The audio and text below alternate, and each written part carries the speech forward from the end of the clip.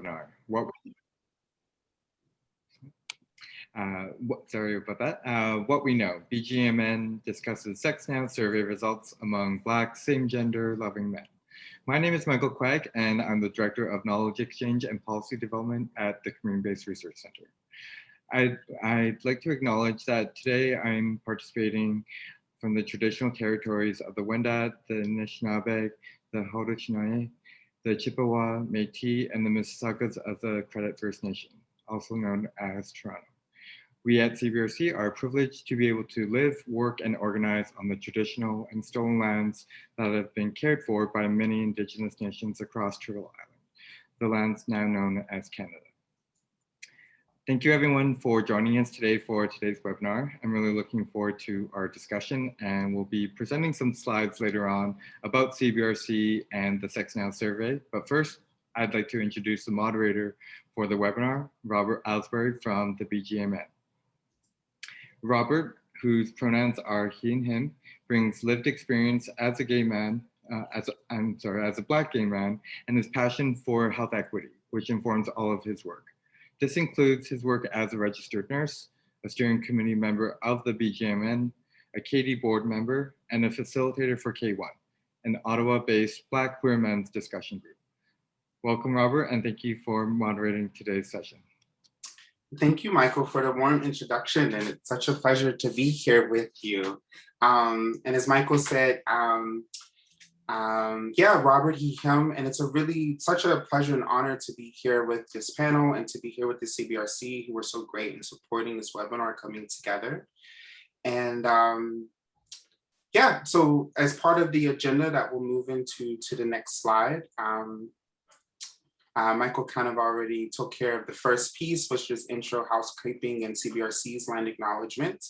I as well will be doing an introduction to the BGMN about our history and how we got to where we're at.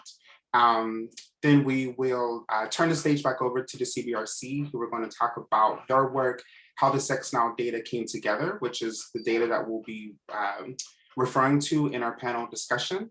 Then, of course, we'll get into the bread and butter while everyone's here, talking about what we know as Black gay men, bringing our professional and personal lived experience into the data that CBRC has graciously put together for us. And then, of course, we hope to have some time for Q&A. So first and foremost, what I'd like to do is start off with BGMN's land acknowledgement to make sure that we take up time and space to acknowledge the rightful bearers of this land. So I'm just going to read this verbatim, which is the BGMN of Ontario, or the Black Gay Men's Network of Ontario, acknowledges that its members live and work on Turtle Island, which is the ancestral home of First Nations, Inuit, Métis, and multiple Indigenous tribes and groups. Whether land is ceded or unceded, their lives and culture are under continual threat by colonization and white supremacy. As an organization, we understand how these same forces continue to impact those of the African diaspora in Canada. The harmful effects felt from the enslavement of African peoples, disruption and forced migration from our native homelands, and present-day state violence all negatively impact ACB people, or African, Caribbean, and Black people in Ontario, this country, and globally. We stand in solidarity with our Indigenous family as we work to address systemic prejudices that keep us from living our best self-actualized lives. So now that we've been grounded into the land, we've gone over the agenda. What I like to do is just get into a little bit about the history of BGMN. So before we get into what we know, we're going to kind of address how we got to where we're at. So how the BGMN came into development, how the CBRC came in development, and how we got to information from the SexNow. So without further ado, we're going to share a short video about the BGMN's work.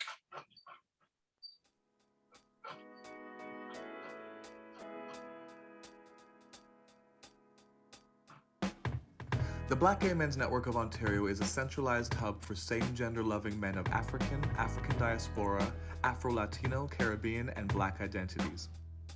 Our goal is to provide cultural, intergenerational mentorship opportunities, leadership, self-development, and empowerment, as well as activism support aimed at improving the lives of Black queer people in Ontario. Our key areas of focus are culture and knowledge production, sexual health and pleasure, substance use, and mentoring.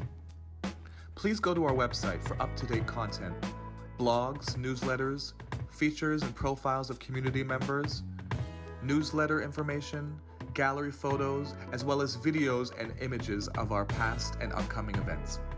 You can follow our social media at BGMN Ontario.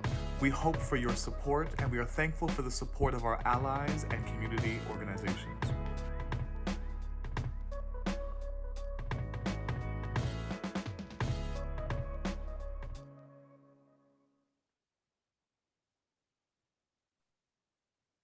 That video always makes me smile, and it's really great that we have such a media product to share with folks about our present work.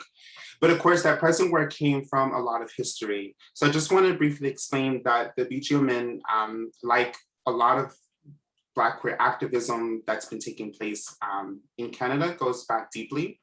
And so we can trace our roots back to 2010, where there was the Ontario African Caribbean and Black Gay Men Summit, Cultures of Sexuality and Black Men's Health. So at that time, there was approximately 120 participants, Black, gay, and other same gender loving men who met and came up with a great document narrating their own health and wellness needs.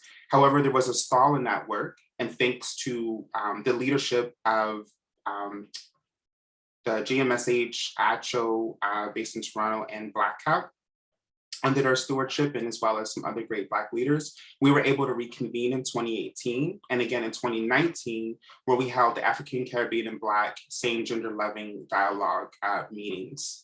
And once again, we were able to pick up that momentum, narrate our own health needs in terms of what health and wellness needs specific that we have, and in ways in which we can culturally competent reach those. So starting in 2019, we were able to identify some funds, create a steering committee, and that's what led to our contemporary work today as the Black Gay Men's Network. So we move into our next slide. I would be amiss without sharing this beautiful artwork that was done by Alushie, who's a Nigerian Toronto-based artist. So he was present during our 2019 dialogues. And this is a visual representation of the conversations that we were having amongst ourselves as ACB, or Black same gender loving men. So in them, you'll note this image of this beautiful Black gay man, and around his body are themes that were really important to us: mental health and addiction, holistic health and wellness, mentorship and community, arts and culture, compassion and understanding, sexual health and pleasure. And what's probably maybe too small to note, but you'll notice in this left outer arm, there's a red plus sign, and that's indicative of HIV. We, as Black gay men, understand that HIV is part of our lives, but we really wanted to narrate our own health and needs without strictly the lens of HIV that sometimes takes over our experiences. And so from those themes, when you move into our next slide, that's how we developed our 4 main pillars that we talked about in our initial video. And so this is kind of our future and what we're hoping to build up, for steering committees around these 4 main themes, so that we continue leadership in these areas, which include culture, knowledge production, sexual health and pleasure, substance use, and mentoring. And based on today's discussion, we're really going to look at sexual health and pleasure and substance use in relation to the information from CBRC. So that kind of answers the how about BGMN, how we got to where we are now, how we got to today's webinar with the CBRC. And then when you move into our next slide, that kind of leads us to the topic of what we know. And so what we mean by that is we know that there's inherent issues with research and that it needs improvement. We know that there's not enough race-based data in Canada. We know that there's not enough intersectional data. We know how white supremacy is embedded in institutions of research that often leaves Black people traumatized and not always willing to be participants. But on the same token, we also know that reviewing current data helps us continue to narrate our own health and wellness needs. And from the Black gay men's perspective, really informs the work that we want to do. So while we definitely want to acknowledge and hold space for the areas that research needs improved. The purpose of today's discussion is to really have a focused discussion on available data. What do we know about Black gay men? We know it's not enough research, but we know that there's some, and this enters CBRC. So I'm going to hand the stage back to Michael, who's going to give us a brief history about the CBRC. He's going to tell us about SexNow, how that data came together. And then we'll move further into discussion. So without further ado, Michael. Thank you so much, Robert. And as he mentioned, I've got a few slides just to give a bit of background about CBRC and the SexNow survey. So who are we? Community-Based Research Center promotes the health of gay, bisexual, trans, two-spirit, and queer men, GBT2Q, through research and intervention development. Our core pillars aim to position the organization as a thought leader, working to transform ideas into actions that make a difference in our communities. So the first core pillar is community-led research. And I think that's principally our SexNow survey, which will be going through some of the results today. It also includes some of our emerging 2S LGBTQIA+ qualitative and quantitative studies, such as our upcoming Canada-wide survey on COVID-19, as well as a chronic health study. Our second core pillar is knowledge exchange, which includes our annual knowledge exchange and capacity building conference, the summit, which this year is being held virtually on October 27th to the 29th. It also includes doing a bunch of knowledge exchange related work through reports, blogs, other knowledge exchange or mobilization content centering GBT2Q and 2S LGBTQI+ health on cbrc.net, our website. The third pillar is network building. So that includes things like our Pan-Canadian Advanced Community Alliance that we're privileged to work with Health Initiative for Men, AIDS Community of Toronto, Réseau, and Max Ottawa. It also includes our provincial and regional networks across Canada that engage various local and regional organizations and groups that are working to support our communities. And the last core pillar is leadership development, which includes some of our better known programs called Totally Outright and Investigators.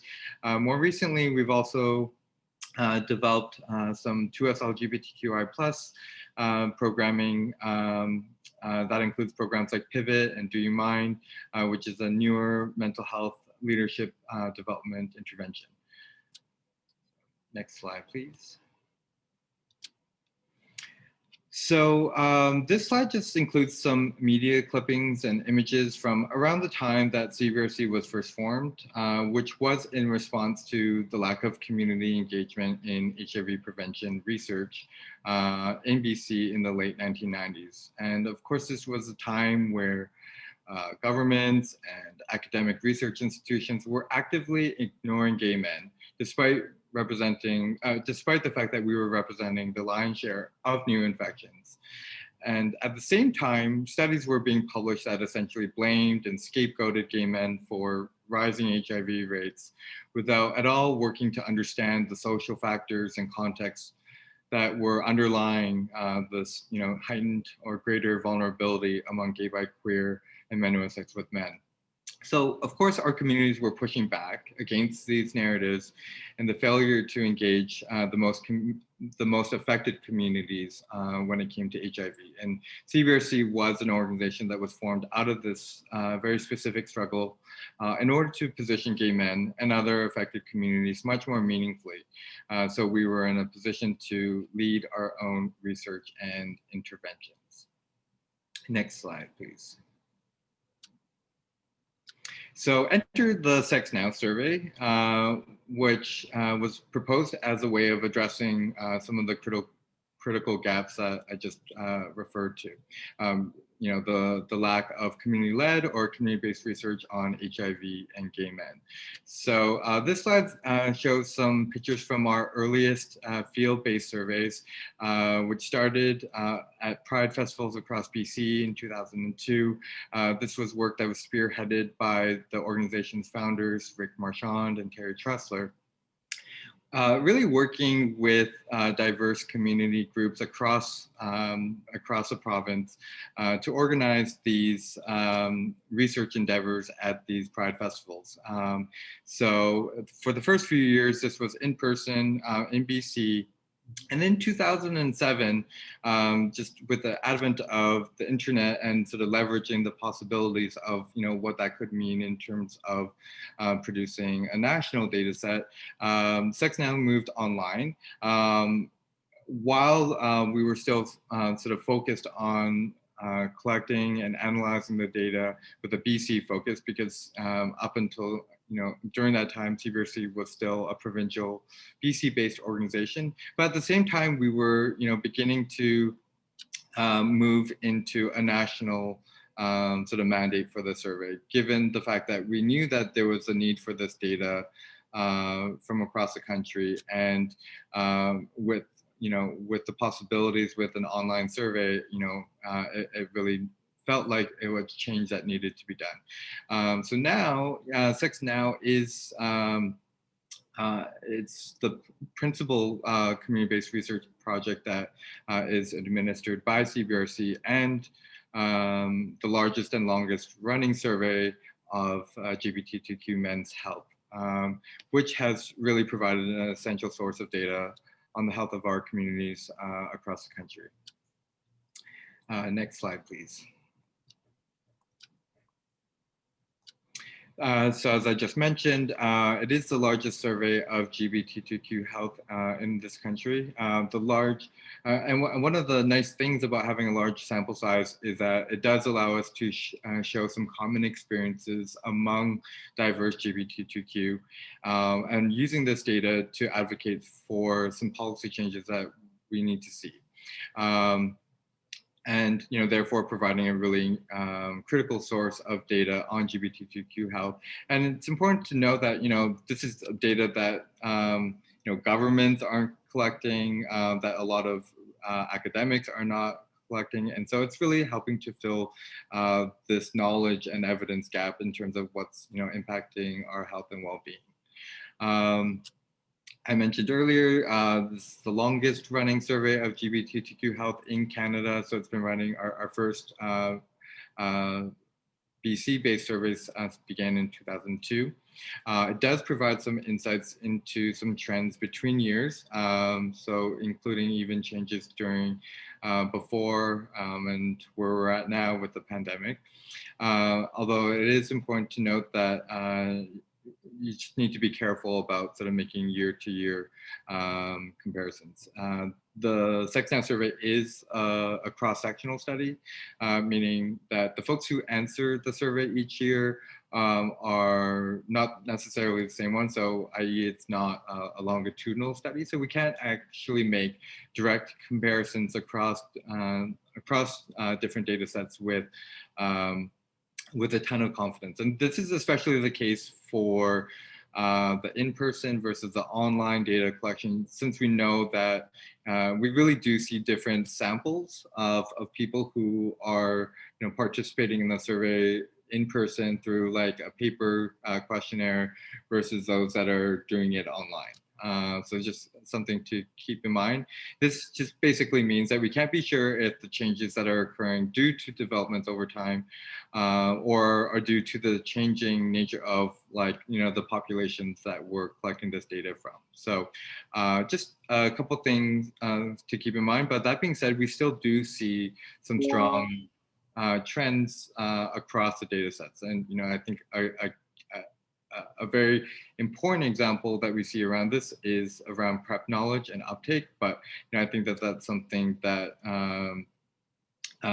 seems logical given sort of the timeline for implementation of PrEP in Canada and the increased availability and awareness of that over time. Okay, so next slide, please. Okay, I just want to talk about a few limitations of SexNow. I think one of the most important ones, and of course very relevant for today's discussion, is just the fact that it is an overrepresentation of white participants. So in 2018, we had 73.9% who self-identified as white. That increased up to 83.5% in the last 2020 survey. We do see a relatively small number of ACB participants, about 4 to 3%. And really, like, I think related to what I was saying earlier in the last slide, having a smaller sample size can make it really hard to do some focused and specific analyses. So really, I think size does matter when it comes to quantitative research. And in addition to ACB participants, we also do see a small number of other BIPOC participants. So this issue is not specific to ACB communities alone. I think this is a need across the survey to really work intentionally to increase our engagement of BIPOC communities and peoples. And that's probably going to take a lot of work in terms of doing some relationship building and active promotion within diverse communities. Up until now, SexNow has only really been available in English and French. We have this year, a really exciting development is that we have managed to add some new languages. So the current SexNow survey, which is available right now, is available in Spanish, Punjabi, and traditional and simplified Chinese, which is a big first for us at CBRC, and we're hoping to be able to continue that going forward.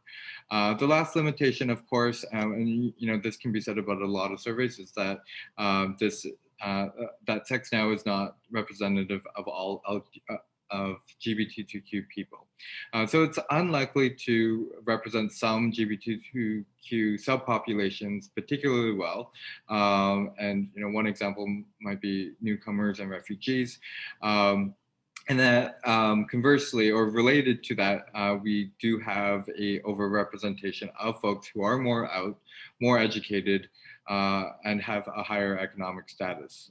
So that reflecting just some of the biases in the ways in which we're able to collect this data. And I think keeping some of those limitations in mind is important. Next slide, please.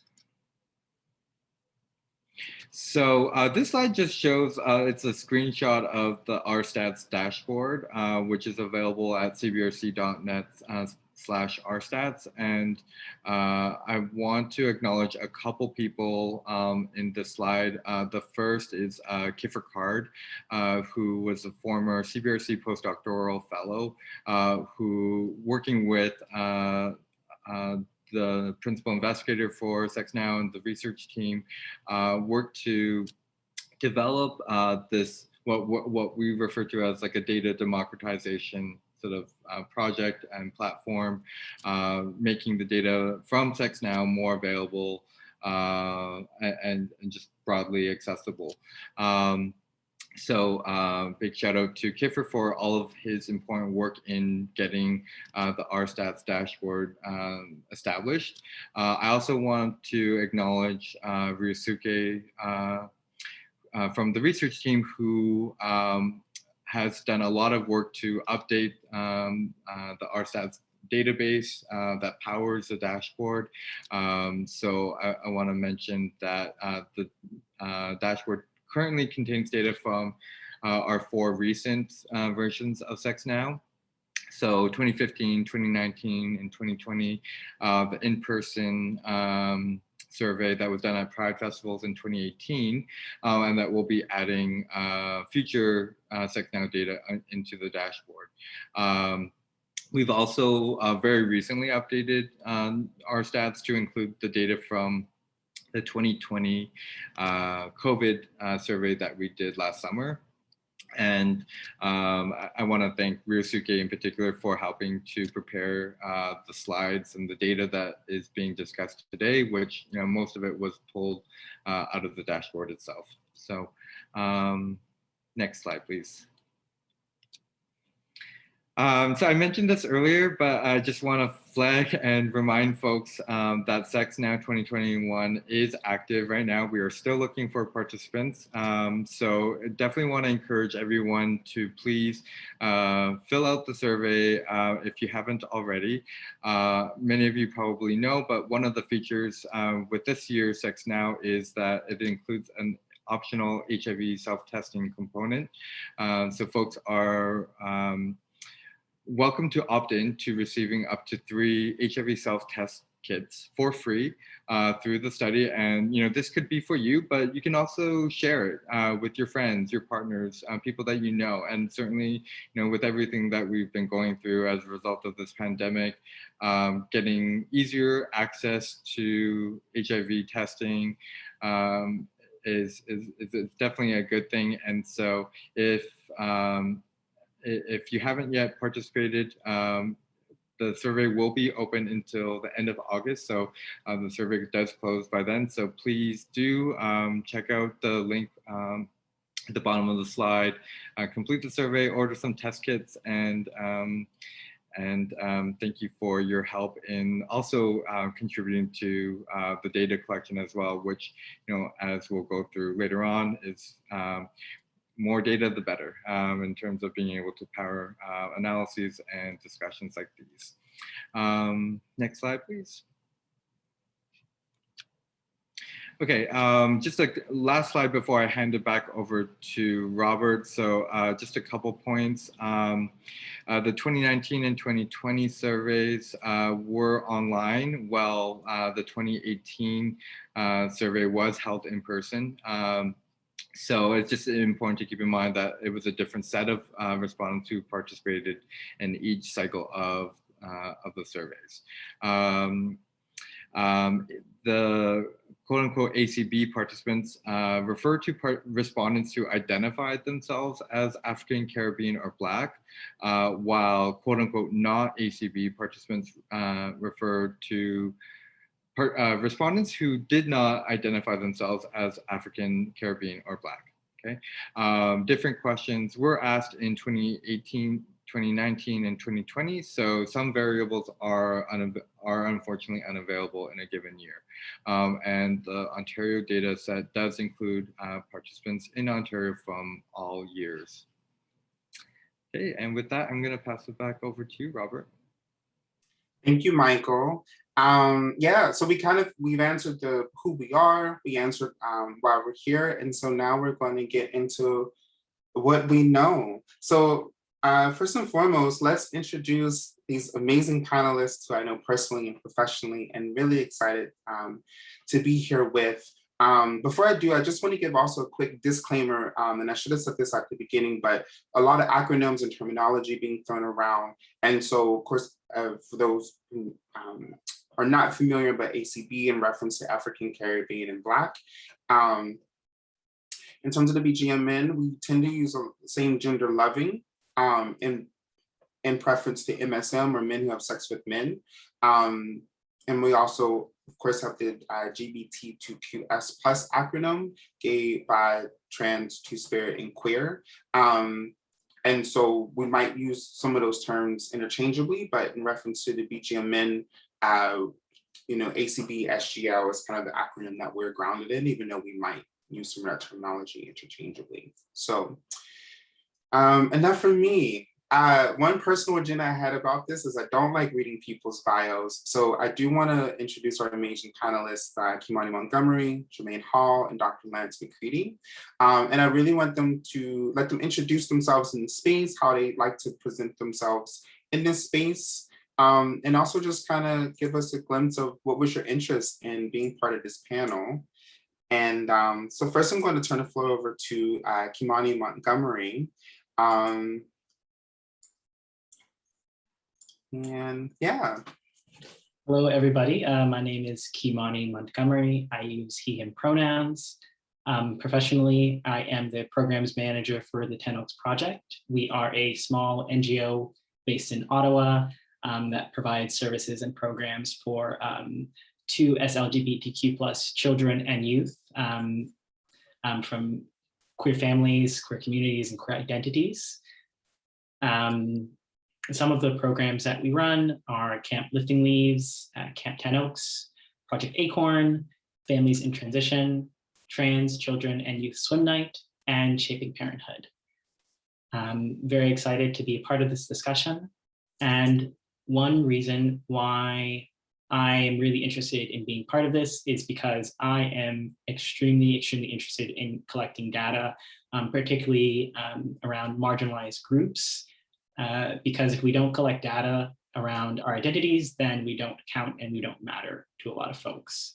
And so we have to be able to have the numbers to provide proof to show people. So if you don't count people, people don't count. So I'm really excited to be a part of this discussion. Thank you. Thanks, Kimani, and thanks for taking the time to be with us. Nice. So next up is Lance McCready. Good afternoon. I guess that's what it is where we're coming from me, but it might be, I guess it'll be afternoon for most folks, or maybe the evening.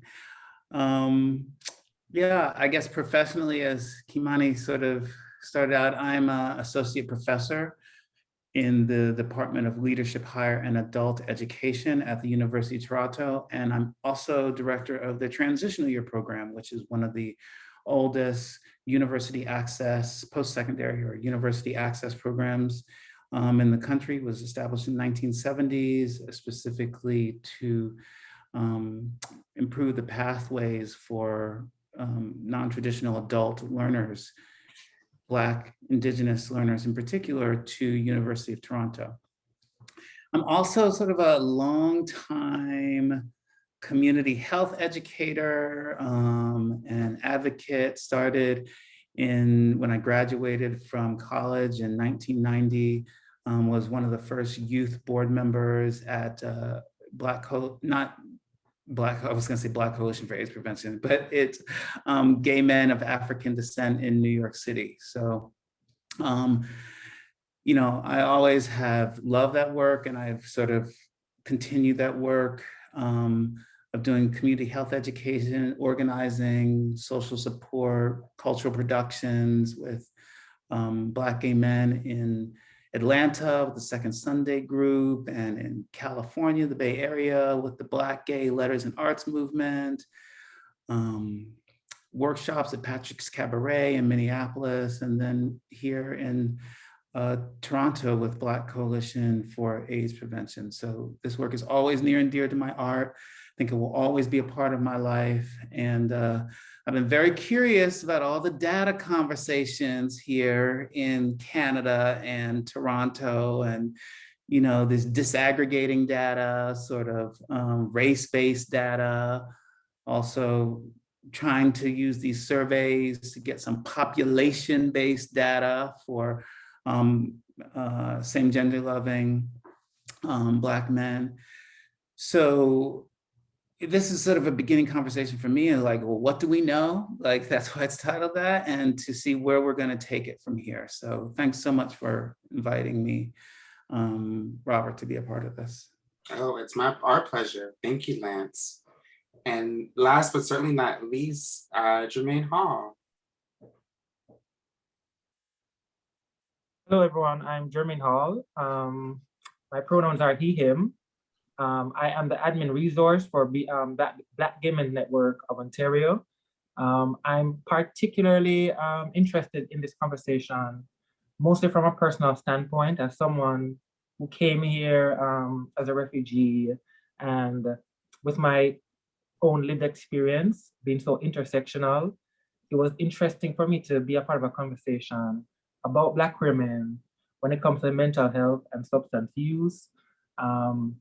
You know, I have friends who have struggled with substance use. I myself have had issues with mental health and wellness, which I feel like on some level everyone else does, but we never have this conversation. Not never, but rarely have I seen these in-depth conversations as it relates to Black same gender loving men. And I feel honored to be a part of the conversation. Thank you, Jermaine. We're honored to have you. And I know Michael shared a little bit about my bio, but I just wanted to, you know, my interest in this conversation from being a nurse and it's my job to have evidence-based practice to share with my clients. And so what I love most about research is reading it and then applying it to improve outcomes. And so I feel oftentimes, especially being invested in a lot of Black and or LGBTQ plus and or HIV related care since I moved to Canada, I feel oftentimes the conversations are overtaken by the issues with research, how we're often left out. And the same as Jermaine, just excited to have a conversation about what it is that we know, as imperfect as it is, and ways to improve. So a lot of information to cover. Of course, time is of the essence. So we're going to just jump right into the data. So we're going to first look at some demographics, and we're going to look at some things around sexual orientation and identity. Talk a little bit about those issues, sexual health and pleasure, and then we have a little bit of data as it relates to substance use. So we have our panelist slide, and when we bring the next slide up, here we see participant self-reported racial and ethnic identities. First slide that we're seeing is national data as it relates to the surveys from 2018, 2019, and 2020. And here we see first ACB folks who are making up 4% and then last 3% of data population. And we set in comparison to those who identify as white, Asian, Indigenous, Latino, Middle Eastern, South Asian, and other. So of course, we've had conversations around these slides as practice. And so there were some interesting reactions when we first presented these slides. And then when we move into our next slide, here we have a racial breakdown of Ontario for all years. Of course, this would be from 2015 to 2020. And here we see African and Caribbean and Black folks making up 6% of participants in the study. And then still again, white people overrepresented. And of course, rest of our BACPAC brethren. So I noted Lance had a really strong reaction to when we first talked about these slides. So I want to kind of lob the question to him first in reference to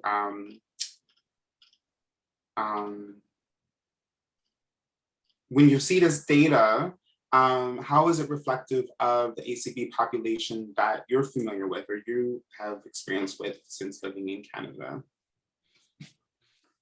Yeah, I think what it sort of reflects, my reaction sort of reflects, I was like, oh, I guess I live in a little bit of a bubble because my bubble is not just 6% African Caribbean Black. And so I think depending on where you live, like where I live in Toronto, I see more ACB folk.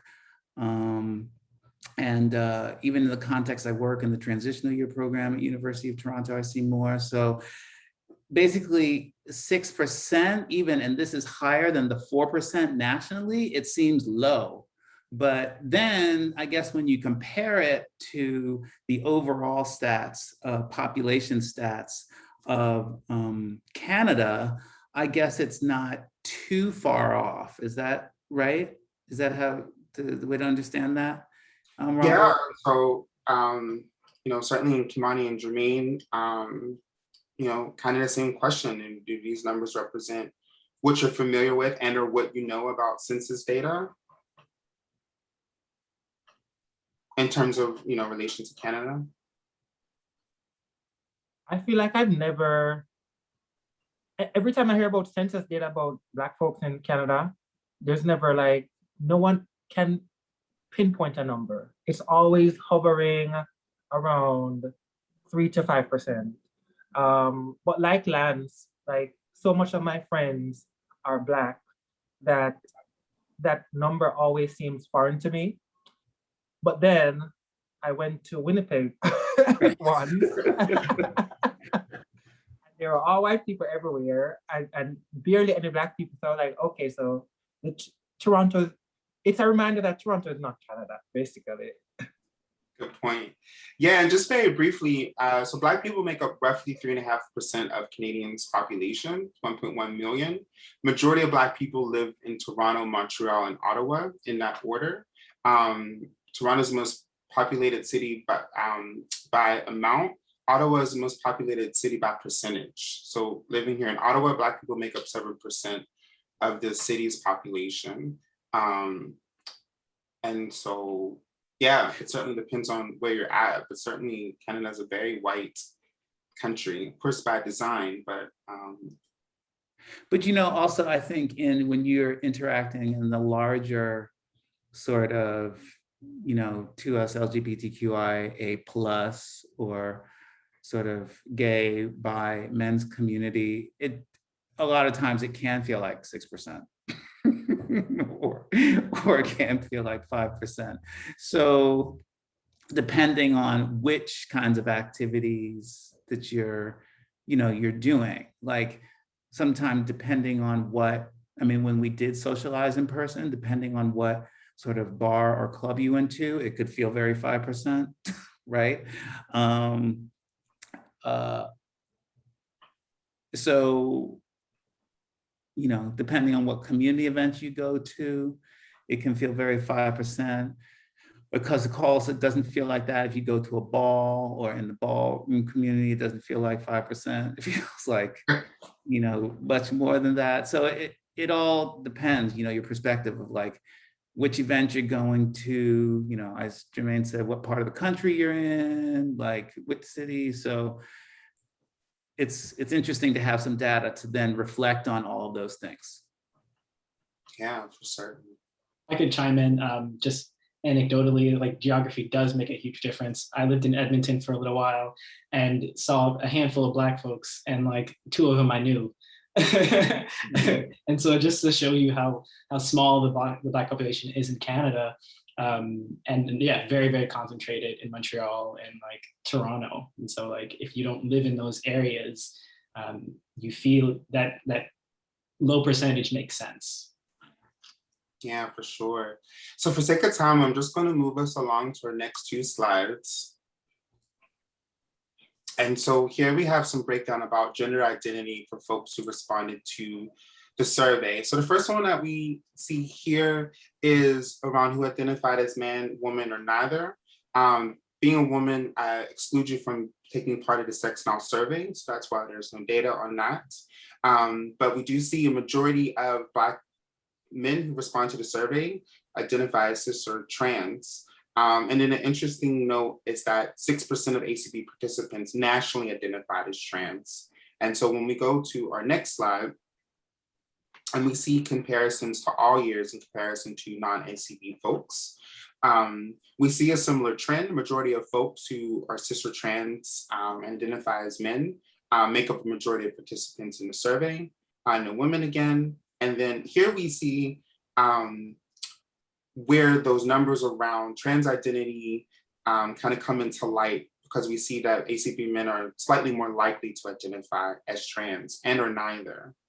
And so kind of opening up the discussion around this panel to Kimani first, you were kind of the first to note these differences around gender identity and the differences in ACB folks. So just wanted to give you an opportunity to kind of speak to that and your observations. Yeah, I found it really interesting that a lot of folks decided to describe their gender as neither, just because I know a lot of young ACB folks who are identifying as non-binary more and more because they no longer feel as though the categories of man or woman ever can really describe them because of white supremacy. So like Black women can never really be seen as women in so many different ways because of the way that misogynoir operates. And I know a lot of other Black folks who feel the same way. And so I find that like very interesting that more ACB folks are deciding not to describe their gender as man or woman. And honestly, a little bit happy with those stats because it really just shows how Black and ACB folks are consistently pushing boundaries and trying to dismantle the gender binary. So I'm really happy with those stats. Yeah, for sure. I think about too around programming and the nuances involved of wording. I mean, even thinking about the BGMN's history, we had a very long discussion about our name, Black Gay Men's Network, of like what's involved in that. How do we keep that name but still try to be as inclusive as possible? How intergenerational dialogues impacted that name. Yeah, anyone else in terms of thoughts around gender identity in the slides we have here? Just that there, I think that there are a lot of folks in our community and even a lot of men or people that identify as queer and might be cisgender that just don't like gender binaries and want to challenge that. And I think we need space to talk about that, but that could sometimes, and to learn from each other about that, because I think that that continues to be a controversial issue. Definitely. Thanks for those comments. And I think when we move into the next slides around sexual identity or sexual orientation, excuse me, we'll expand a little bit more on these themes. If we can get the next slides up. So here we see sexual orientation as it's marked on the SexNow survey. And this is for ACB men for all years. And so majority, 3/4 approximately identify as gay. We have 27% who identify as bi, 92% as queer, and 6% as straight. And Michael, correct me if I'm wrong, but as I understand this slide as well, the way the CBRC asked the question is that it includes cis or trans identity on a separate question. Sexual orientation and gender identity are kept separate on the survey. So then when we go to the comparison of national data on the next slide, we see this in comparison, because one thing that really popped out to me is that, almost 20% of Black men identifying as queer. And so when we look at the Ontario statistics for all participants, we see as Black men, we're kind of even kill with other identities, with the exception of queer, almost 2 to 1 more likely to identify and have a queer identity. So Jermaine, I wanted to start off with you by asking you, what significance do you think that holds in terms of more Black men identifying as queer? I think it's in line with what Kimani said in terms of not identifying with the gender binary. I do think queerness is so expansive in its nature that a lot of people, that even if you at some point had identified as gay or lesbian, then came the concept of queerness that gave you more room to see yourself as not just something sexual. So I think that it decentralizes sex. So they're often, even though most times I identify as a gay man, there are times when I feel like that feels limiting and doesn't represent who I am as a whole. And I feel like queer, identifying as queer does that. And stepping away from what feels like another binary, gay, straight. Queerness gives us that opportunity to express ourselves in different ways that's not so focused on how we have sex. Good point. Anyone else to add?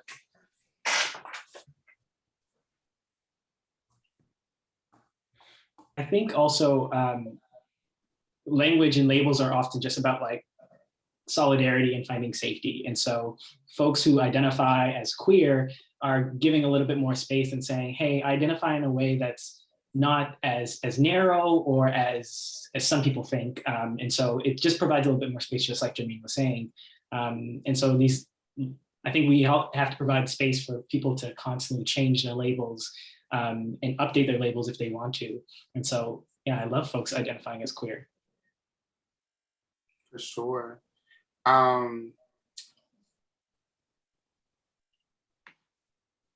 then, Lance, I was reflecting back on the conversation we had in preparation, you made a really good point in terms of how age impacts identity in terms of around conversations. And, just wanted to give you a chance to speak to that a little bit if you'd like. Yeah, I just think that, I think Kamani sort of alluded to that too, just that there's just a lot of younger people that prefer queer.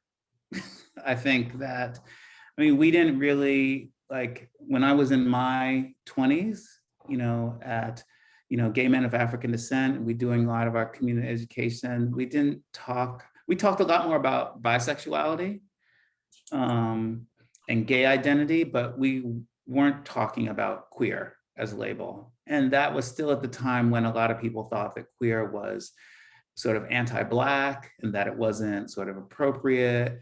But it's like now when I've done some sort of research or inquiry projects, I know with a lot of young women, cis and trans, like they don't want to talk about or use the label lesbian at all.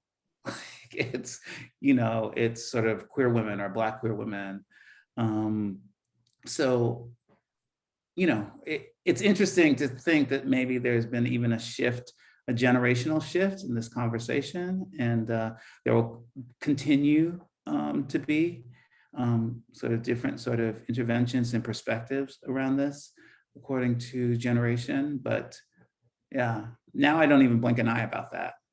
I was just thinking, but now that's not even I think you would get a funny look if somebody tried to say really like queer is anti-Black. Like that's not really what we're talking about. Yeah, and a lot of themes, a lot of personal points that I'll make throughout this thing, and I think this is a key point to hit on it, is like, it also speaks back to that Black people, Black queer people, Black gay men, like we've been critiquing our sexuality and our identity for a really long time, right? It's not a new notion. It's just that, white people all of a sudden have discovered that these are conversations that we've been having all along. Yeah, so next we're going to get into the last of the demographic slides. I'm going to move us along here to, so here we have some demographic information as in relation to ACB folks nationally, 2018, 2019, 2020, where we see as who is Canadian born. So we see that range from 51 to almost 60%. Coming out about sexual orientation, we see those maintaining fairly high numbers in the mid 90s. Interesting question here about who has enough extra money. We see that range from 68 down to 58, and then that goes back up in 2020 to 76%. And then in relation to education, when asked about, do you have more than high school education, this question was only asked in 2019, and we see where 3/4 of Black gay men answered this as saying yes. And then we'll move on to the next slide to show the comparison. And so we see this comparison for Ontario gay men for all years. And we see a huge jump, right? We see this Canadian born for ACB men significantly less likely to be born in Canada, more likely to be out, significantly less likely to have enough for extra money, and slightly lower when it comes to high school education. So obviously these are really rich slides, but I'm going to start off with Kamani with this specific question. You had some really interesting comments around extra income and how you see that income in 2020, but also the comparisons between Black and non-Black folks. I just wanted to have you speak to that first. Yeah, I find it super interesting that considering that we're in a pandemic, and that the pandemic started in 2020, that folks feel as though they have more or enough income or money. I hope that is due to social assistance or just people in better economic standpoints. And hopefully that can continue and people feel that way. So it'd be interesting comparing the data to the next survey that will happen. So yeah, I just think that's a really interesting point, that folks feel as though they have enough to support themselves or extra money. Yeah. And just kind of a general question, maybe we'll start off with Jermaine answering this around, like, are we surprised by the high amount of ACB men who report being out about their sexual orientation? I'm not surprised. I think I'm not surprised because as someone who came here as a refugee, I made that decision to center myself and my own happiness. And I know that that's the case for a lot of ACB folks who came here from different countries as refugees. You know, there's that, it's a very radical step to take that a lot of people do take that I know. It's very anecdotal, but I'm not surprised because I know that I know the lengths at which a lot of my friends went through to get to Canada so that they can live their most authentic lives. So I'm guessing that's the case for most Black folks. At some point, you just want to live your life for you. Yeah, thanks for sharing, Jermaine. And Lance, any additional thoughts in relation to either foreign status, sexual orientation, income? No, there's a comment in the chat about the coming out about sexual orientation. Even that question or category is interesting. It sort of flies in the face of sort of the down low conversation that Oprah perpetuated, and that there was a lot of, you know, those of us in the States who were reading like Terry McMillan and Oprah Winfrey and, you know, Keith Boykin, like there was a lot of stuff and a lot of media attention given to Black men in particular who are not sort of out about their queerness or about their non-heterosexuality. But I don't know, I think Jermaine also raises a good point, and that maybe there's some intersection between, you know, not being Canadian born or sort of coming here as a refugee or as an immigrant, and sort of part of that whole reason for doing that is to sort of live more open, authentic, queer life. So, I mean, it's interesting to think about. Also, I'm not really sure what some of the dynamics could be with people who are not ACB, or why that would be more amongst, because even amongst people who are not ACB, I mean, you could have other sort of, you know, East Asian, South Asian, indigenous people who are not Black, who maybe are, but are also slightly less in aggregate, less likely to be out about their sexual orientation. So that's interesting to think about, specifically about Blackness, or sort of identifying as African Caribbean and or Black, and how that might be related to deciding to be out about your queerness or queer sexual orientation. Yeah. Can I add another piece, Robert? Yes, very quickly. No, a lot of people, a lot of Caribbean folks or folks who immigrate here, the way in which we conceptualize being out is different from like the North American, you know, sitting your family down and having a conversation with them. For a lot of people, out simply means just living your life the way you want to, and you're not hiding it. So maybe it could be just a difference in, you know, how people conceptualize coming out. Thank you for highlighting that too. Yeah, because we're talking about some very strong North American ideals, right? And obviously, like, you know, it speaks for itself. It's a different narrative, you know, what it's like immigrating to a country versus claiming refugee status versus what it's like being born somewhere. And that creates all different levels of hierarchy and connection to family and community. So all good points. I'm going to move us along for sake of time. So next we are going to look at some sexual health and behavior questions.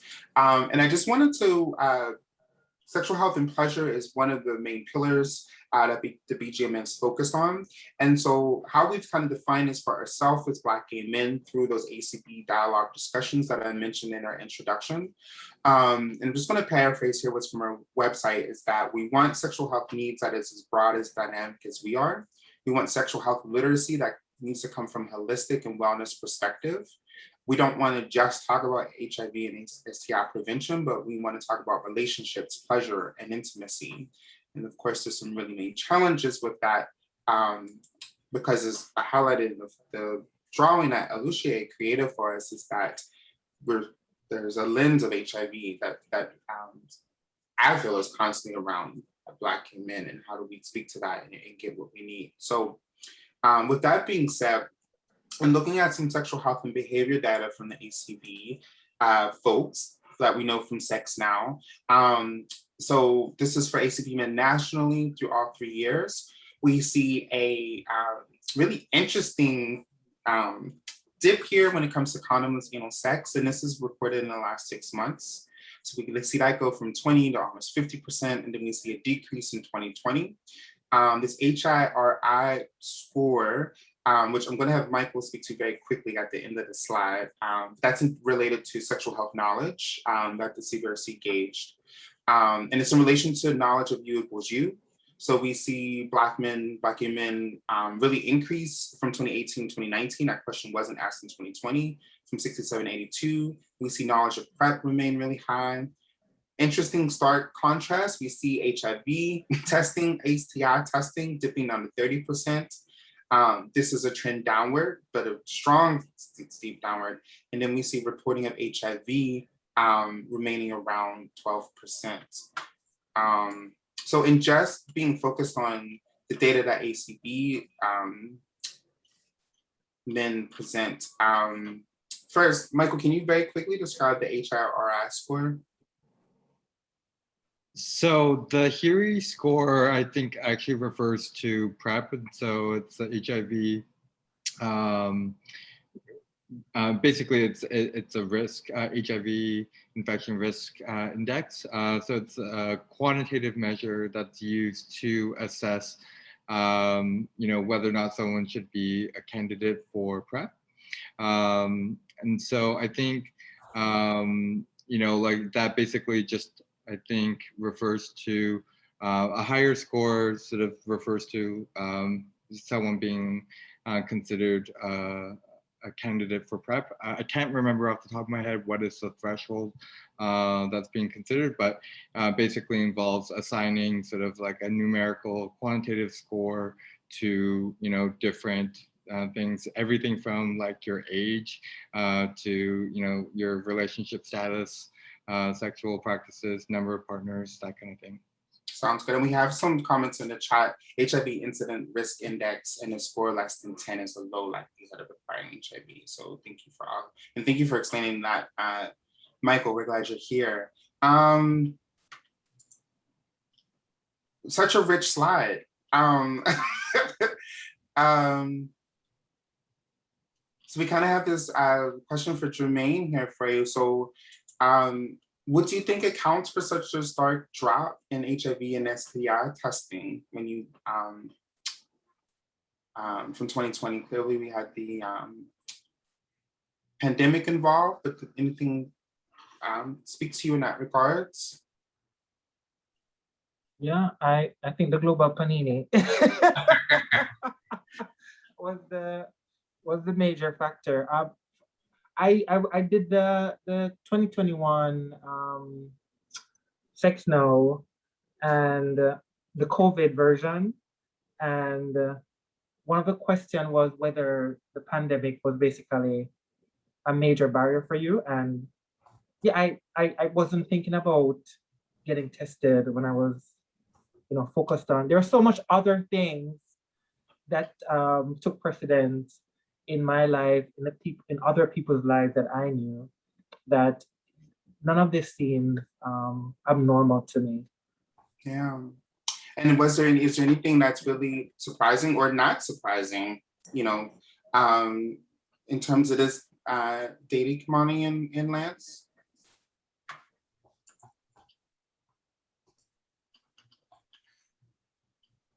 Well, I think that I'm part of a couple of different sort of collectives. Or one is the Investigators, which is also a program that was started by the CBRC, where we do basically community education around doing research into young gay bi men's health. And so I was a mentor as part of this. And so we talk about this sort of thing, the whole sort of the measures of sexual health and behavior are always,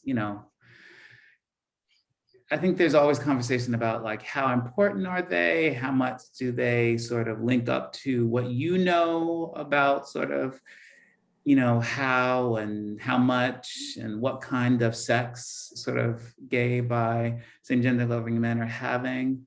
So, and the focus on risk. I do think, as Jermaine was saying, that the context of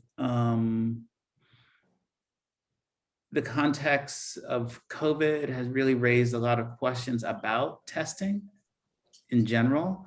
And it's also for a lot of Black people about just their relationship to the healthcare system, issues of trust, which includes sort of HIV and STI testing. That's part of healthcare, many of those, where you get tested, whether it be a community clinic, a hospital, or a community health center. So I think there was a lot of trust that was sort of broken and called into question in the context of COVID, not having COVID sort of tests available widely, sort of, not necessarily targeting sort of in Canada, sort of Black, Indigenous, and other sort of marginalized sort of groups that are at greater risk for COVID.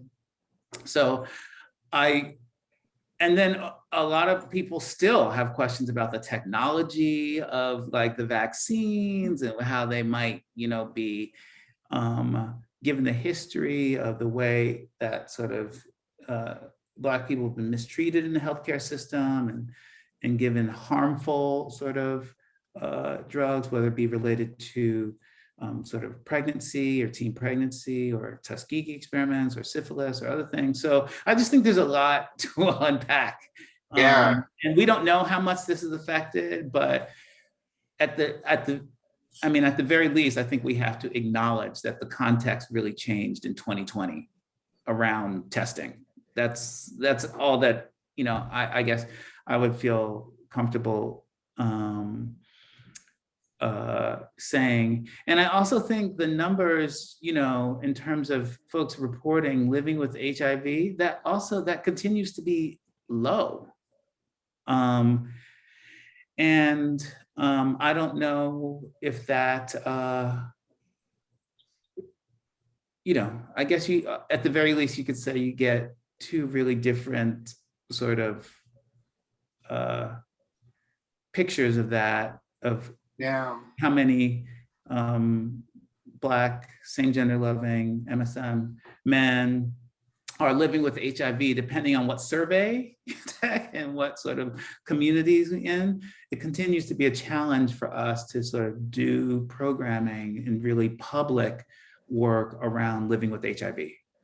And so I think that's reflected in this survey, and in the sense that there are sort of really low numbers of men that are either willing to report on a survey that they are living with HIV, or I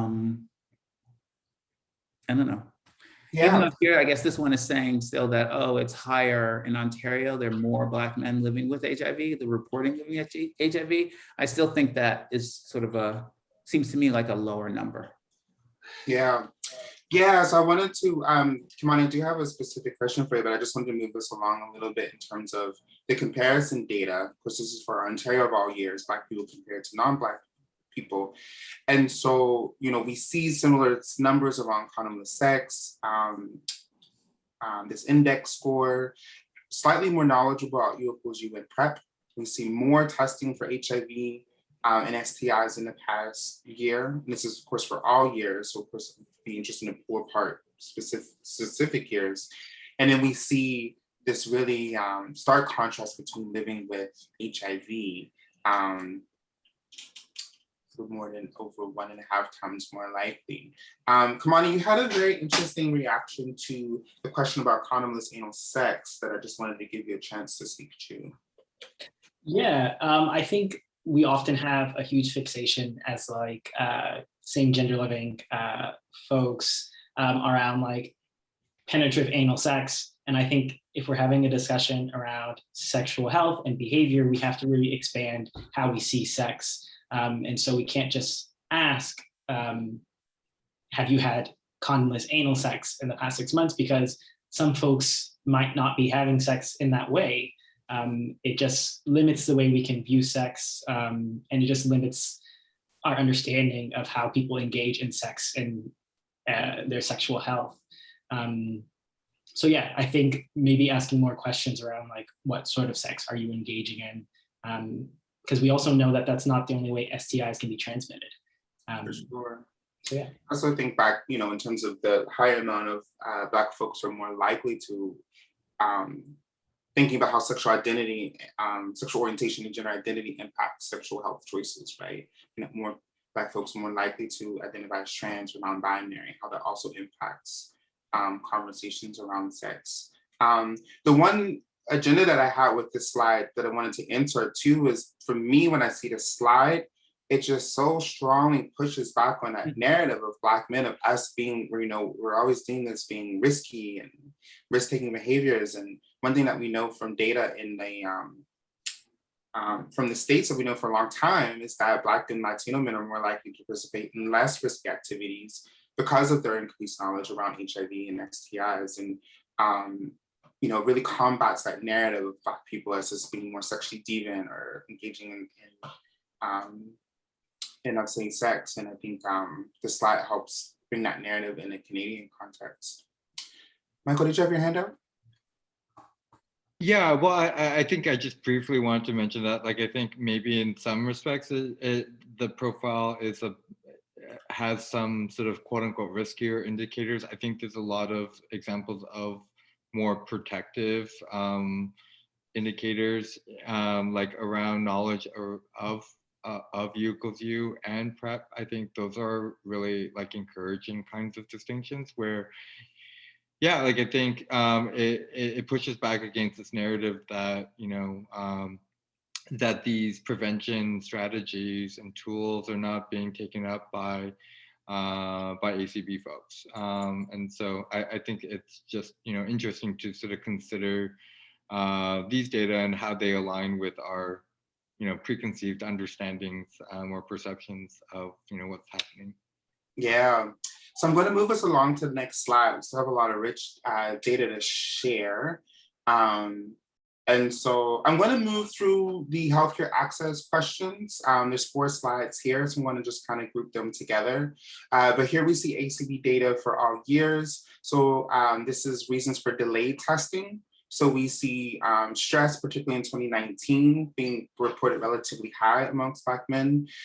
We do see language barriers being reported. I do want to bring out a caveat, as Michael said, in the 2020 survey was the first time it was available in languages more than English and French. So that could be impacting in terms of language barriers and how they were reported. And then just to clarify, actually, the additional languages were just added for the current. Oh, okay. Thank you. That's why you're here, Michael. Thank you. But we still see that ACB men have a high percentage of reporting language barriers, and then lack of sensitivity to GBQ health. And then when we move to the next slide, in relation to comparisons, we see where Black gay men are significantly more likely to report stress as a reason to delays for testing. We do see some language barriers here, and then also high in regards to lack of sensitivity to GBQ health. And then if we can move to the next slide.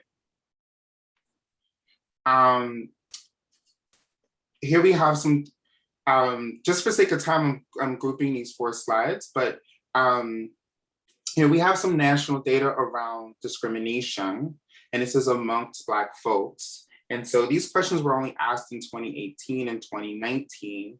And so this is, have you ever experienced discrimination based on, and then we have what's below here, which is HIV status, PrEP status, race, which we see in 2019, 80% of Black men reporting experience discrimination based on race, sexual orientation, trans identity, disability, and then we see about a 50% people saying their report they're satisfied with connection to queer communities.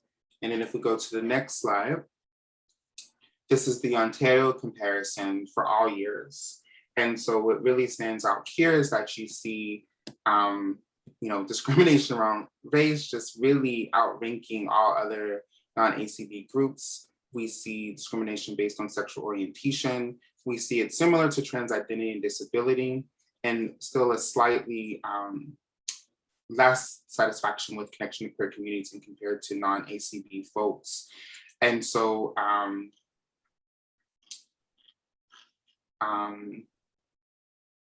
so one thing that came up in this conversation, Lance, is that you commented about stress and how it seemed kind of vague for the first two slides and in context to Black folks. I just wanted to give you an opportunity to speak to your thoughts that you had around how stress was being measured and how it plays out into these discrimination variables that we're seeing. Yeah, well, I just think that there's a lot of the sort of theory or conceptual framework that's used around stress in research and HIV research with gay, bi men is the minority stress theory, which basically posits that the stress that gay, bi men may experience related to sort of different social identities and incidents of discrimination may lead to a higher incidence of HIV. And so, but I think there's a lot less that we know about race-related discrimination and its relationship to, in general, health status, not just HIV. So that's one of the things that I'm thinking about this, but there are also like these other sort of categories, sexual orientation or disability. So I think being, and the whole question of being connected to the larger LGBTQ plus community is an interesting one. I'm not even sure if a survey could capture sort of the dynamics of that amongst Black men, but I was thinking about that. I also want to just go back to something from the previous slides, just that when you think about sort of knowledge or sort of education around sort of U equals U or PrEP or, getting tested, it seems like on the one hand, these sort of health messages that are around, I guess, on the apps or through our agencies or community health centers. On the one hand, it seems like they're having an impact, and that you see like, oh, more Black men are knowledgeable of U equals U, or oh, more Black men are knowledgeable of PrEP. But I always think like, then you have to think, how do we make sense of that in relation to the epi data, the epidemiological data that shows that there is a higher incidence of HIV among sort of Black, gay, bi, sort of same gender loving men. So what does that mean, or what's the story there? And they're coming from different surveys, of course. That's not necessarily from the SexNow. It's just that you kind of have these very public, healthy epidemiological surveys that show the high incidence, and then you have a community-based sort of research survey that shows sort of like actually an increase, or at least like, if you don't want to say increase, just say like good levels of knowledge of some of these prevention and education. So do these go together? Are we surveying different populations? Like, how do we make sense of that? So that's one of the things I'm still sort of thinking about from the previous slide. Yeah, But here, I think it's all about, making sense of this and minority stress. And what do you think? Yeah. Yeah, and Kimani or Jermaine, do you have any thoughts before we move on? I was wondering about the PrEP status. What does that mean? I know in previous years, whilst a lot more white gay men had access to PrEP, I knew a lot more, Black men who were having difficulty that they wanted PrEP, but because of immigrant status or other things, finances, lack of insurance, they couldn't get access to PrEP. So I'm wondering if maybe that uptake of people getting more access to PrEP now is impacting the HIV rates amongst Black folks. Yeah, if we can be more knowledgeable about it, but if we don't have access to it, we're not getting prescribed it, it's not, knowing about PrEP is not going to give me the same benefit of actually taking it. And really overlaps with a lot of what we're talking about in terms of discrimination, how that impacts stress and how that impacts our health. So we're going to move on to the next slide.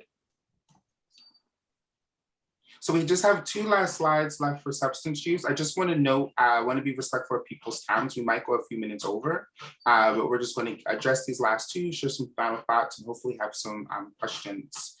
And so in relation to the BGMN, our stance on substance use is that we want holistic harm reduction. We want to just focus not on abstinence, but also about pleasure and these middle grounds of harm reduction, how to perform substance use safely, if that's something that we like to do. And so see here we have some ACB data from 2018 to 2020. And CBRC asked about binge drinking, cannabis, crystal meth use, crack use, cocaine use, poppers, and injected drug use. These numbers stand as they own. I just want to point out in that when you look at crack use, you see that number really jump up in 2020. And I think we all had some really deep conversations around crystal meth use. We all know that was higher than we had thought amongst Black gay men. And then when we move to the next slide, we see some comparisons in Ontario to all years. So here we see where binge drinking and cannabis, cocaine use, popper use, injected drug use is on par with everyone else, but we really see this huge spike in crystal meth, 11%, and we see, I think it's significant, it's my own personal opinion, but we do see some more slightly higher reported crack use. So just in relation to substance, we wanted to open up to Jermaine first, and that, you had some specific thoughts around substance use and the concept of it, how we contextualize it. Yeah, I think seeing binge drinking coupled with crack and crystal meth use made me rethink substance use. I mean, I know it's a substance, but for survey purposes, I conceptualize or imagine substance use as those really dangerous substances that are highly addictive. And I didn't put, drinking and cannabis into it because, weed have like a cultural aspect to it as well. So that was the thing that jumped out at me, was just the conceptualization of what is substance. I never thought of poppers as substance in the way that I think about in terms of it, things that are harmful to your that's just what I thought. I didn't think about substance use in such an expansive manner. I think that's a great question, right? It's like, how do we experience substance use, and how is that different for different communities and different people? And what's considered normal might be problematic for others. So I think that's a really great question to push back on. And Kimani, just give you an opportunity to speak in terms of, is anything that pops out to you in terms of substance use, either amongst us as Black gay men or in the comparison data? Yeah, like you, numbers on crystal meth were definitely a surprise, because there's a perception that methamphetamines are more of a white drug. And so it's interesting to see that it's higher with ACB folks. And so, yeah, that definitely stood out to me. And like Jermaine, I didn't know poppers were considered a substance, but knowing that the CDC has recently had recommendations against it, it does make sense. I also find it interesting that cannabis has gone up and binge drinking has gone up. Also considering that during the pandemic, both of these things were considered essential services. The LCBO is open, as well as like the cannabis stores. So does that have an impact on the increase of it if like people just had more access to it? Yeah, good question. And I just wanted to bring out too, in terms of crystal meth, it's interesting because I think we were all kind of taken aback by the numbers, but my work with harm reduction here in Ontario, of like understanding in Toronto, there's a group of community of Black men who are into party and play or use crystal meth to enjoy sex, but only with other Black men, versus my experience in Ottawa, in which it's usually Black men are invited to spaces, but on a limited basis. So the Black men who I know who are involved in PNP in Ottawa are usually the only Black person at those parties. So just thinking about the sexual racism that's involved with these drugs and how it becomes sometimes even capital amongst Black people, and just how it's viewed. And once again, just kind of depends on where you're at. I want to thank everyone for such a rich discussion. I know that we have more thoughts, but it's already 5:27. So like I said, I do want to be respectful of people's times. I did check in with our behind the scenes person. So we're okay to take up a few extra minutes, 10, 15 minutes. So I just want to give all the panelists to very quickly give their final thoughts and how they thought about being part of the discussion, and also give some room for questions. So Lance, how you feeling at the end of this discussion? Oh my gosh. You know what I'm thinking? I'm ending this. I'm really glad that we participated, and I really appreciate the work, your works, CBRC's work, Michael's work, Jermaine and Kamani. So it's so important that we create spaces for dialogue. That is just key. We need to keep on that, and so that's what I'm thinking coming out of this. So like, for one thing, I was like, we just really need to find a way and just create some safe spaces for dialogue about sort of Black gay men and crystal meth use. Or I think we all, the funny thing, with preparation for this, we were like, do Black men use poppers outside of porn? That was my favorite. We were like, do we know? Like, what's going on? So we just need some safer spaces about to dialogue about substance use and some of this stuff about more general about our health, but not just always about risk and HIV. It's just about, just about our own well-being and what's working, what's not working, that sort of stuff. So thanks for being a part. I appreciate being asked to be a part of this. Yeah, thank you, Lance. Kimani, how are you feeling about leaving the space? Thankful.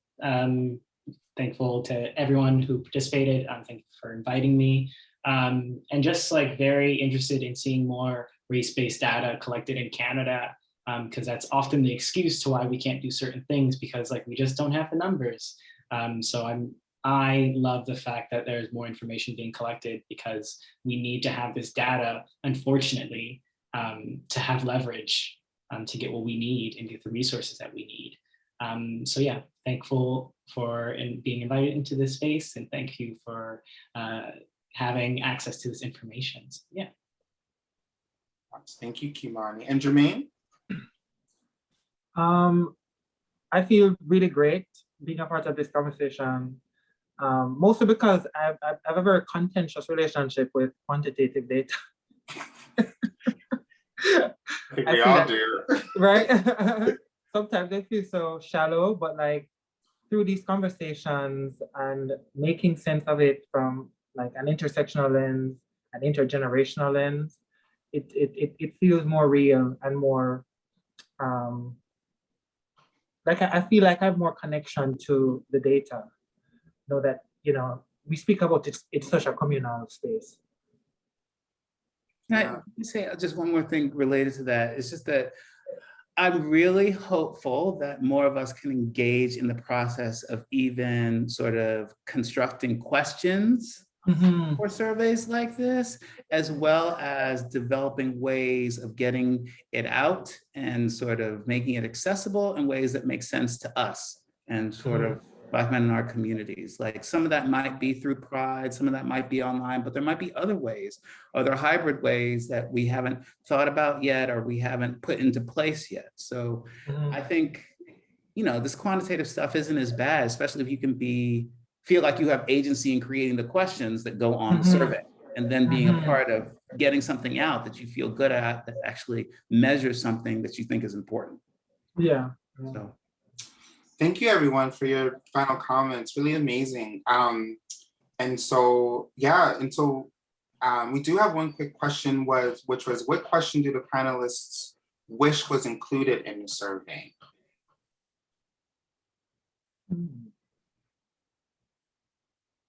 I can go first. Yeah, go I ahead. wish there was more questions around sexual pleasure. Because like you mentioned before, Robert, there's often such an emphasis on risky behavior in HIV when it comes to ACB folks. And so I wish we can have a better understanding of what does sex look like for us? What does pleasure look like for us? Because when we only get that one view or that one narrative, it becomes everything. And so we have to really understand that we're so much more than just like this risky behavior, and we know things about HIV, but like we need to have more information about like what does sex look like for our communities. So yeah, more questions around pleasure. Thanks. Anyone else? Just to be fair to CBRC, when you do take the actual survey, there's quite a bit. Well, maybe it's just this year, but there's quite a bit more questions on sexual pleasure. Not to get too expressive, but they even ask about fisting and stuff. But when you're answering it, it doesn't feel like you're being asked about pleasure. I don't know if it's like an internal judgment, but it feels like. Well, it could, yeah. I was thinking about this. Oh, okay. So what's the difference between, or how do you phrase a question that gets at like the pleasure in certain sex acts rather than just the sexual behavior? So you could just say, do you do fisting? And that feels like, oh, I'm answering a question about a sexual behavior, but it's not the same thing as the sort of the nuance, or do you like fisting, or do you like, or this, so I think I was thinking about the same thing. Yeah, great questions. And we did have another question which was answered in the chat, which was about ethnic and racial identity. Were folks able to answer more than one category? And the answer is yes. The CBRC allows you to check more than one box in terms of how you want to identify it as a racial ethnic category. So I think that question was actually about sexual orientation. Okay. And whether or not you could select, but the same logic applies. Like people can select multiple sexual identities in that question. Thanks. So thanks. And so before we say our thank yous and goodbyes, I just, in terms of my final thought is that, first of all, thank you to our amazing panelists for joining this really rich discussion. I know my heart is warmed. I want to give a really special shout out to the CBRC. The BGMN went to them with this idea and they were more than happy to support us. They gave us all of the data. And so this really was a joint collaboration. And so we know that there's room for improvement in research, but also do the SexNow survey. The more Black men who do it, the more data that we have to draw on. And this is part of the reason for the webinar as well.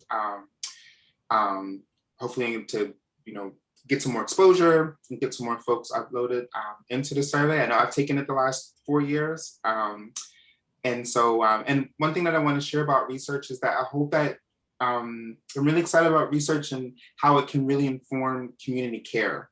I know that there's always the variables and make sure you do the evaluation for the survey.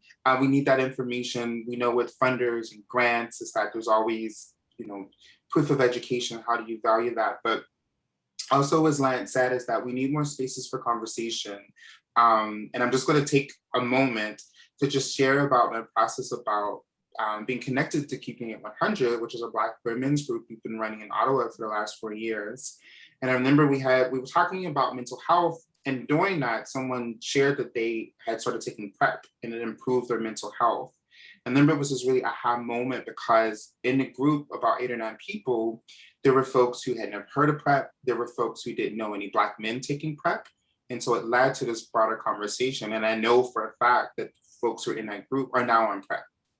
And so I think that, all of these variables are important, but at the end of the day, research has to inform what we're doing, and it has to be spaces for a community to take care of one another because we can. And obviously we've shown that with the development of the BGMN and us taking leadership in this conversation. So just wanted to end on that note. And so I just want to give space also to Michael, if there's anything else that you wanted to add. I just want to say thank you to you, all the panelists, Kimani, Lance, Jermaine, Jermaine and Robert especially. It was a privilege to work with you in organizing the session. I think the last thing I want to say is if folks like today's event and want us to do more of this kind of thing, more of these kinds of collaborative, informal spaces to unpack data, just let us know, fill out the evaluation survey, drop us a line. Yeah, this was a bit of an experiment, and again, just want to thank Robert in particular and Jermaine for coming to us with the idea. It was a fantastic collaboration from our point of view, and we'd love to support more of this kind of work together. So thank you. Yeah, for sure. So make sure you fill out the evaluation. We'd love to come back and bring more information, expand the conversation, share our ideas as Black men with the CBRC and how they can improve. And when we make the world better for ourselves, we make it also better for other people. So on that note, drink water, take your meds, call somebody, tell them you love them. Thank you so much for joining What We Know. It's collaboration with BGMN and the CBRC. We want you to be well. Please make sure you check out the BGM's website. We are hoping to launch a steering committee soon. So if you want to get involved in that, don't hesitate to reach out. Make sure you follow CBRC. .net, their website. They're on all social medias as well as ours. Make sure you take your SexNow survey. The more data we have, the more that can enrich these conversations. And that's a wrap from me. Thank you. Thanks, Robert. Take care, everyone.